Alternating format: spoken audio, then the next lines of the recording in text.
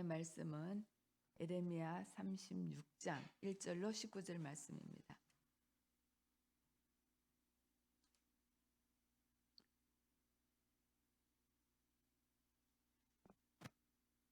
예레미야 36장 1절로 19절 말씀, 우리 한 목소리로 합독하도록 하겠습니다. 유다의 요시야 왕의 아들 여호야김 제4년에 여호와께로부터 예레미야에게 말씀이 임하니라. 이르시되 너는 두루마리 체력을 가져다가 내가 내게 말하던 날 곧 요시야의 날부터 오늘까지 이스라엘과 유다와 모든 나라에 대하여 내가 내게 일러준 모든 말을 거기에 기록하라. 유다 가문이 내가 그들에게 내리라 한 모든 재앙을 듣고 각기 악한 길에서 돌이키리라. 그리하면 내가 그 악과 죄를 용서하리라 하시니라. 이에 예레미야가 네리야의 아들 바룩을 부르매 바룩이 예레미야가 불러주는 대로 여호와께서 그에게 이르신 모든 말씀을 두루마리 책에 기록하니라.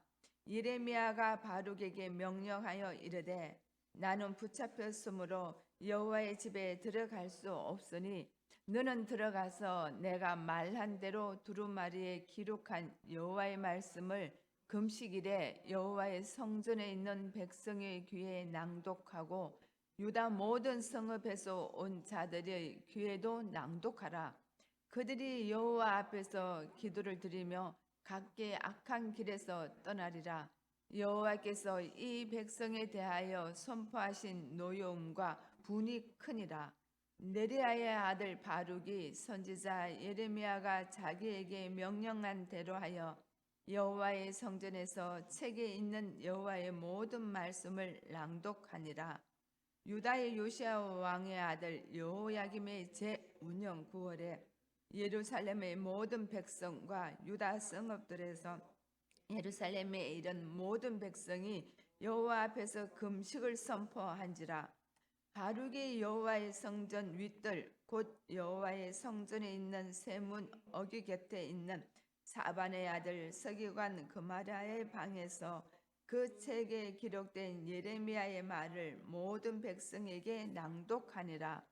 사반의 손자요 그마랴의 아들인 미가야가 그 책에 기록된 여호와의 말씀을 다 듣고 왕궁에 내려가서 서기관의 방에 들어가니 모든 고관 곧 서기관 엘리사마 스마야의 아들 들라야와 악볼의 아들 엘라당과 사반의 아들 그마랴와 하나냐의 아들 시드기야와 모든 고관이 거기에 앉아 있는지라. 미가야가 바룩이 백성의 귀에 책을 낭독할 때에 들은 모든 말을 그들에게 전하매 이에 모든 고관이 구시의 정손 셀레야의 손자 느다냐의 아들 요후드를 바룩에게 보내 이르되 너는 백성의 귀에 낭독한 두루마리를 손에 가지고 오라. 네리야의 아들 바룩이 두루마리를 가지고 그들에게 오니 그들이 바룩에게 이르되 앉아서 이를 우리 귀에 낭독하라. 바룩이 그들의 귀에 낭독하매 그들이 그 모든 말씀을 듣고 놀라 스러보며 바룩에게 이르되 우리가 이 모든 말을 왕에게 아뢰리라. 그들이 또 바룩에게 물어 이르되 너는 그가 불러주는 이 모든 말을 어떻게 기록하였느냐 청하오니 우리에게 알리라. 바룩이 대답하되 그가 그의 입으로 이 모든 말을 내게 불러주기로 내가 목으로 책에 기록하였노라. 이에 고관들이 바룩에게 이르되 너는 가서 예레미야와 함께 숨고 너희가 있는 곳을 사람에게 알리지 말라 하니라. 아멘.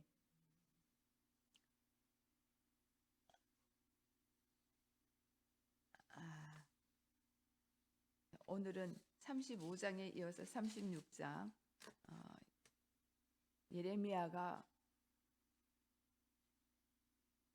사역했던 수십 년 동안에 하나님께서 주신 말씀을 바룩이라는 사람에게 대신 옮겨 적게 하라고 하나님께서 예레미야에게 명령하는 것을 우리가 이제 살펴볼 것입니다. 그래서 바룩은 열심히 예레미야가 불러준 대로 한마디 한마디 빼뜨리지 않고 그대로 두루마기 책에 기록을 합니다. 그때 기록은 그렇게 쉽게 기록할 수 있는 건 아니죠. 파피루스라 그래서 종이 대용으로 사용하는, 때로는 양의 가죽에 벗겨서 그 가죽에 기록하는 이런 일들은 이렇게 우리처럼 필기가 있어진 이런 때가 아니기 때문에 굉장히 힘든 작업 중에 하나입니다. 더군다나 이 히브리어는 굉장히 어려운 어순을 갖고 있기 때문에 점 하나 잘못 찍으면, 때로는 선 하나 잘못 그으면 말이 완전히 바뀌어지는 그런 상황. 얼마나 집중해서 이 바룩이 예레미야가 전해주는 한 글자 한 글자를 옮겨 썼는지를 우리는 한번 생각해 볼 수도 있습니다. 그래서 바룩에 다 기록을 했습니다. 그리고 예레미야가 바룩에게 말합니다. 나는 지금 붙잡혀 있어서 성전 안으로 들어갈 수 있는 자격을 박탈당한 상황에서 내가 그 고관들한테 전할 수 없으니 너가 가서 유다와 예루살렘의 그 고관들에게, 백성들에게 이 두루마기에 써여져 있는 책을 읽어주라는 겁니다. 바룩은 그대로 순종합니다. 근데 고관들은 그 말을 듣고 놀랍니다. 이게 정말 예레미야의 말이고 하나님의 말인지 바룩에게 확인하는 것을 볼 수 있습니다. 그래서 또 한 번 듣고 또 한 번 듣고 두 번이나 반복해서 그 말씀을 다시 해서 반복해서 들으면서 이들은 예레미야가 전해준 이 말씀이 하나님의 음성일 수도 있겠다라는 말에 그들은 놀라고 서로 얼굴을 마주 봅니다. 그러고서는 바룩에게 말합니다. 너는 가서, 우리가 이 말씀을 왕에게 전할 텐데 너는 가서 빨리 예레미야와 너는 숨어라. 생명의 위험을 느끼는 말을 해줍니다. 반드시 왕에게 이걸 전하면 왕이 이 말을 듣지 않고 너희들을 잡아서 죽일 것이다. 그러니까 너희들은 어디에 숨든지 아무에게도 말하지 말고 숨어 있으라라는 말로 오늘 본문의 19절까지 말씀입니다. 어제 저희 소그룹을 하면서 권사님 두 분하고 같이 소그룹을 했는데 그런 말을 하시더라고요. 사모님, 전 요즘 나이가 70이 다 돼가니까 바보가 된 것 같아요. 그래요. 그래서 권사님 왜 그런 말씀을 하세요? 권사님 바보가 아니에요. 그랬더니 그날 기도를 하신 분이거든요. 기도를 예전처럼 기도가 안 돼요. 웃으면서 예전에 어떻게 기도를 하셨길래 그래요? 그랬더니 예전엔 기도를 막 유창한 기도를 하셨대요. 그런 훈련을 받았대요. 그래서 사람들이 기도를 참 잘한다, 기도가 은혜스럽다, 권사님 기도해 주세요 이런 말을 참 많이 들었는데 이제는 기도가 안 돼요. 어제 기도 참 은혜스러웠어요. 권사님이 또 말해요. 바보가 된 것 같아요. 예수님 십자가 외에는 아무 생각이 없어요. 더하기 빼기도 안 되고요. 모든 예전에 있었던 일도 기억도 안 나고요. 기억을 하려고 그래도 그 어려웠던 때, 고난 당했던 때 막 어찌할 줄을 몰라서 사람들한테 때로 원망을 하고 하나님 앞에 불평도 하고 투정도 했던 그 시간들이 하나도 기억이 안 나요. 생각나는 건 예수님이 십자가밖에 생각이 안 난대요. 그 말을 받고 그랬더니 그 계신 권사님이 똑같은 말씀을, 저도 그래, 저도 그래, 저도 그래. 참 아름다운 믿음의 권사님이고 그런 분이 예수품 교회에 있다는 게 저는 굉장히 자랑스러웠습니다. 우리가 일평생 살고 주님 앞에 가까이 가는 여한이 다 갔을 때에 우리 입에서 나오는 고백이 예수님만 나왔으면 좋겠다. 오직 예수님 이야기만 알고 들려주고 싶고 그 사랑에 젖어 있는 성도가 되었으면 좋겠다는 생각을 제가 어제 하며 그 두 분이 너무 사랑스러워 보이는 거예요. 저뿐이겠어요. 주님은 얼마나 사랑스럽겠어요. 세상에 내가 뭘 했던 거, 내가 누렸던 거, 내가 어떤 것을 이루었던 거 그거 하나도 기억하지 아니하고 오직 내가 얼마나 끔찍한 죄인인데 예수님이 십자가에서 내 죄 다 용서해 주시고 나를 구원해 주신 그 예수님의 십자가만 생각나고 그 십자가만 바라보면 너무 좋고 십자가만 바라보면 눈물이 나고 십자가만 바라보면 찬송이 난다라는 그 고백이 하나님이 얼마나 듣고 싶어 하시는 고백일까 하는 생각을 했습니다. 그래서 예수품 교회가 메시지가 예수님 얘기만 해서 여기를 선택하게 됐다는 얘기도 하시면서 예수품 교회를 위한 축복을 해주셨습니다. 참 행복한 시간이었습니다. 오늘 하나님은 이스라엘 백성들에게 계속 한결같이 하는 말이 있습니다. 너의 악에서 돌이키라는 겁니다. 너의 악에서 돌이켜서 나 좀 바라보라는 겁니다. 어제 저희 목사님이 설교한 것처럼 예수에게 좀 붙어 있으라. 내 곁에 좀 있으라. 나를 떠나지 말아라. 너희들 떠나면 죽잖아. 떠나면 내가 반드시 너희를 징계할 수밖에 없는데 공의의 하나님이 내가 너희를 그냥 둘 수가 없어서 너희들을 징계할 텐데 그게 너무 아프잖아. 너희들만 아프니 나는 더 아프다. 제발 나한테 좀 붙어 있으라. 제발 내 말 좀 들어라. 내가 누굴 통해서 들려주든 간에 내 얘기 좀 듣고 돌이켜라. 나 좀 만나봐라. 내 음성을 좀 귀를 기울이라. 그러면 내가 너희들을 더 이상 징계하지 않을 거다. 서로 징계를 하는 그 포로된 현장에 가더라도 그곳에 내가 함께 갈 것이고 내가 함께 일할 것이어서 너희들은 거기를 포로라고 생각하지 않을 만큼 너희들은 기쁜 삶을 살아낼 것이다. 70년 동안이라도 40년 동안 광야 생활하면서 그들이 헤어지고 먹을 것도 없어서 굶주리지 않고 물 필요할 때 물 주시고 그늘이 필요할 때 부른 기둥 불기둥으로 너희들이 인도했다. 그 행복했던 시간들을 내가 다시 할 거니까 제발 나한테 좀 돌이키라. 나한테 좀 돌아오라. 예레미야에게 하나님은 계속 이스라엘 백성들이 범죄하는 그 모습을 보면서 나에게 돌이키라고 말씀하시는데 어쩌면 그렇게 안 돌이키는지 모르겠어요. 어쩌면 왕들마다 어쩌면 하나님을 섬기지 않는 것이 아닙니다. 하나님께 기도하고 하나님께 예배하고 하나님께 제단을 다 쌓고 하면서도 하나님만으로는 안 되는 그들의 모습을 아버지는 너무 마음 아파합니다. 우리가 혹시 신앙생활 하면서도 오직 예수 십자가 그게만 우리의 신앙 고백이 되었으면 좋겠는데 우리 안에는 예수도 좋고 세상도 좋고 세상의 부귀영화도 좋고 명예 권력도 좋고 다 좋아서 이 모든 것을 주는 신들을 우리가 섬기고 있다면 우리나 이스라엘 백성들이는 다를 바가 하나도 없다는 생각을 하게 됩니다. 오늘 말씀은 유다의 요시야 왕의 아들 여호야김 제4년에 일어났던 말씀입니다. 여호와께로부터 예레미야에게 말씀이 임했습니다. 여호야김 제4년은 605년인데 BC 605년입니다. 이때는 바벨론이 예루살렘을 공격해서 전 고대 근동의 가장 강력한 군대로 하나님이 만드시는 때입니다. 바벨론이 전쟁을 잘 치르고 힘이 있어서가 아니라 하나님은 온 열방을 징계하실 도구로 바벨론을 선택하겠다고 벌써부터 예언을 하셨습니다.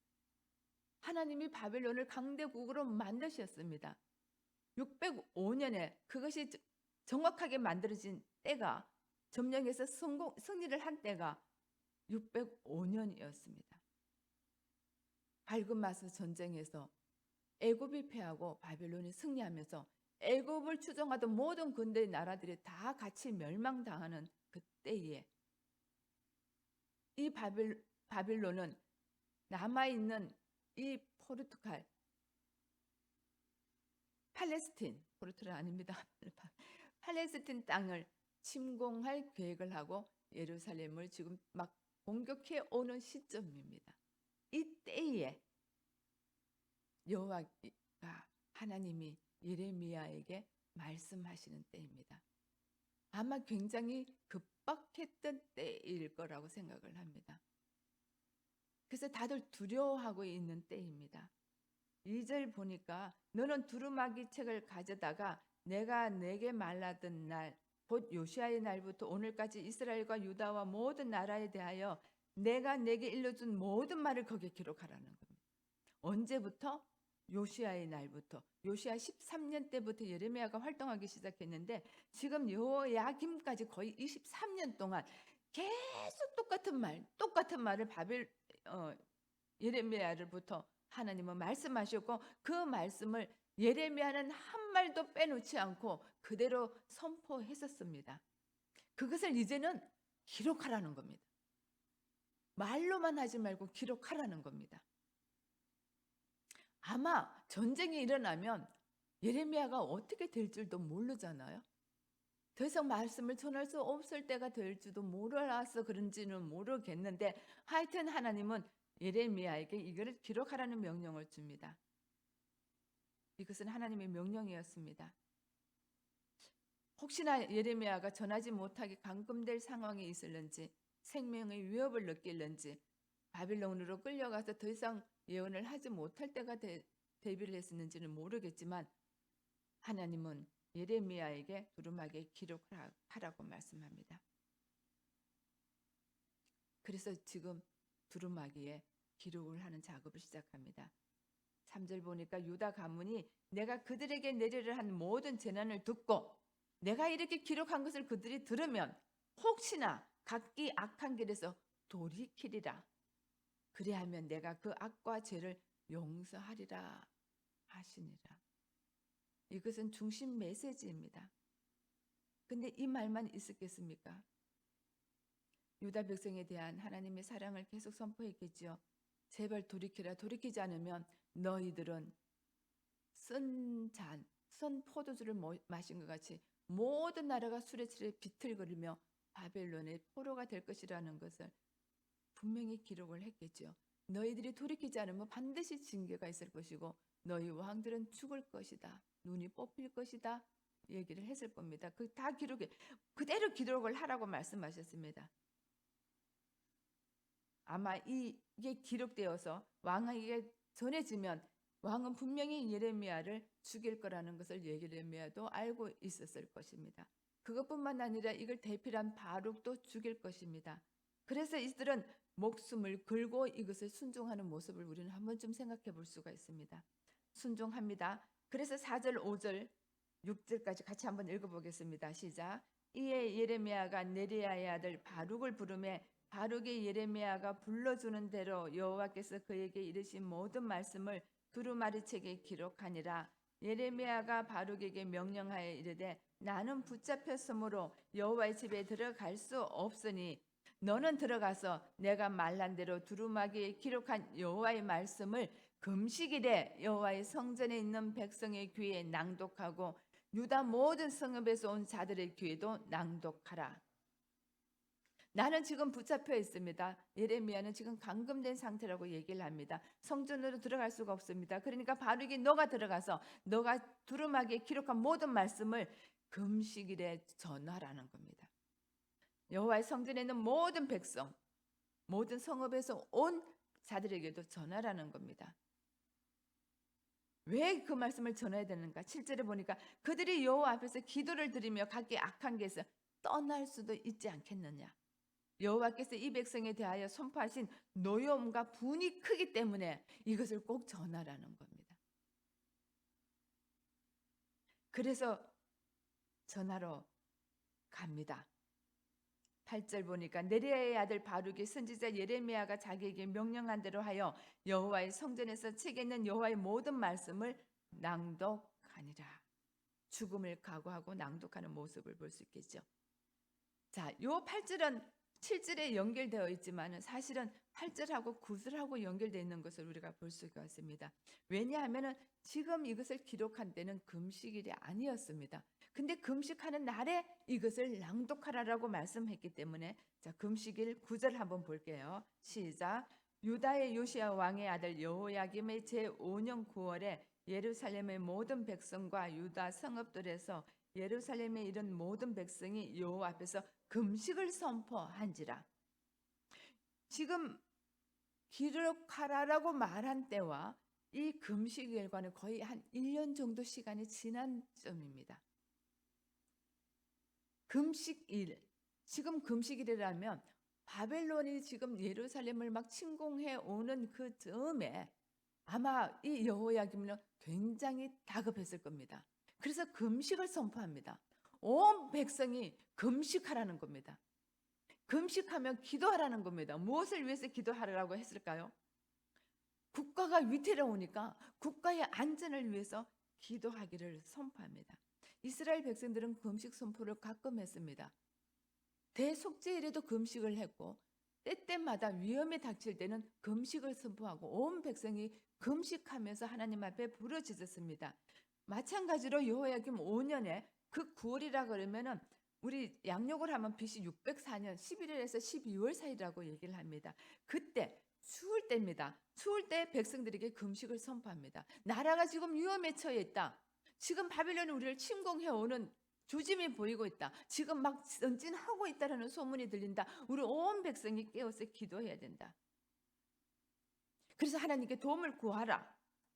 때로는 여호야김이 백성들에게 기도를 요청하는 마음속에는 바벨론에 대항하려는 종교적인 열정을 일으키려는 계획도 있었지 않나 하는 생각도 해봅니다.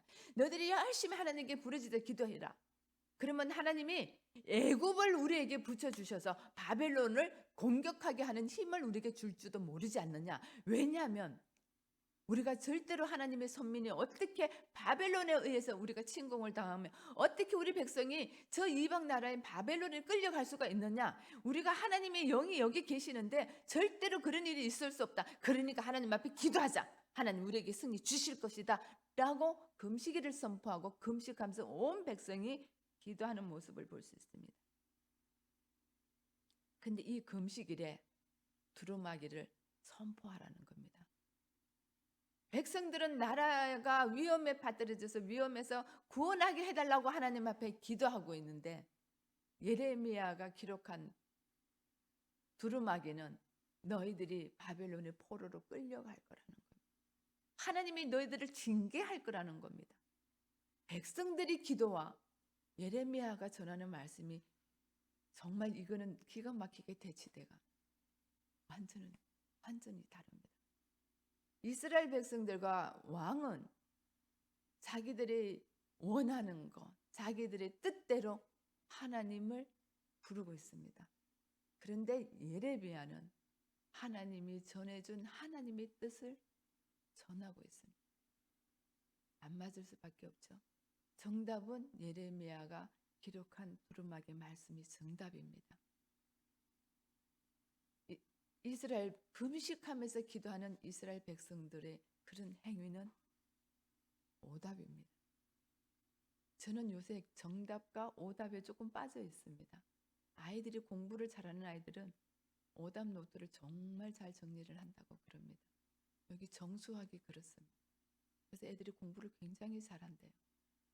오답이 있는 것은 절대로 오답을 다시 한번 이렇게 틀리지 않도록 오답 노트를 만들어 놓고 정답을 정확하게 찾아가는 일들을 한다고 그럽니다. 하나님의 말씀은 정답입니다. 세상의 소경과 세상의 잣대는 오답입니다.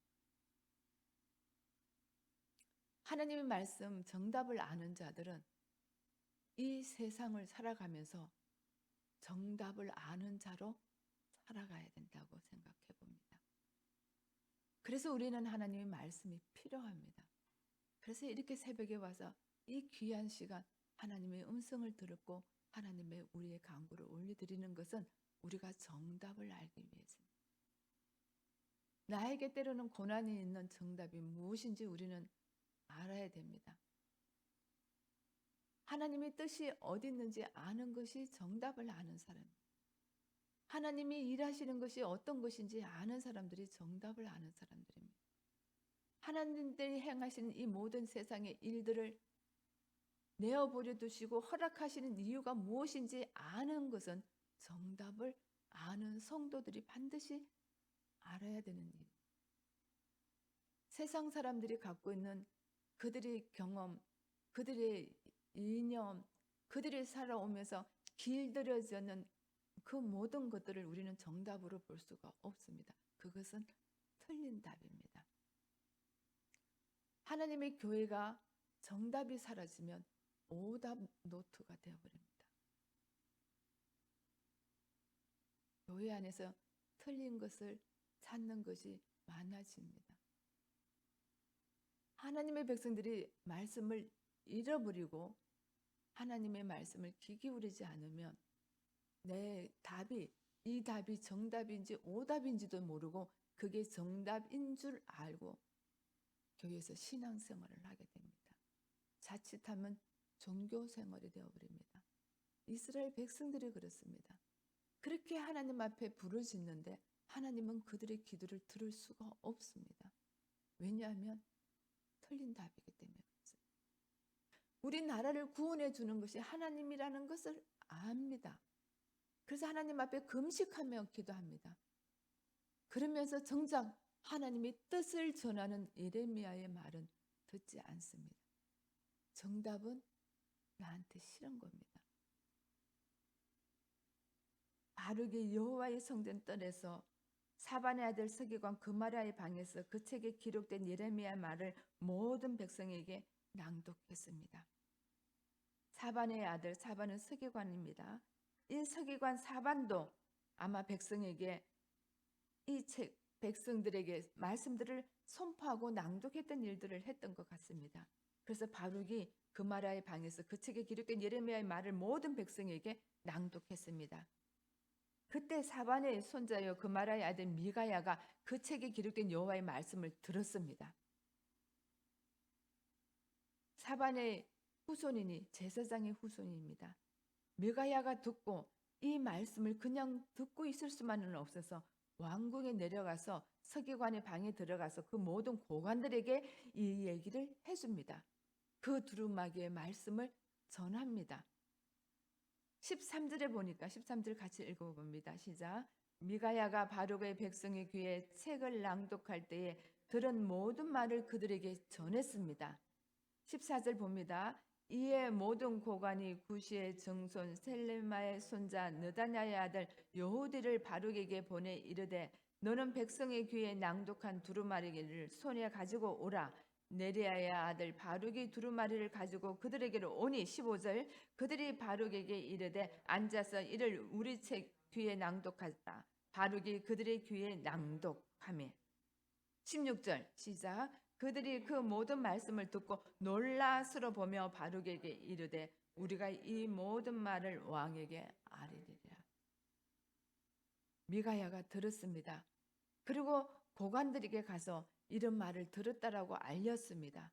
그랬더니 모든 고관이 여호디를 성에서 바룩을 데리고 오라고 얘기합니다. 그리고 바룩을 데리고 와서 바룩이 앉아서 모든 얘기들을 그들에게 다 알려줬습니다. 그대로 전해줬습니다.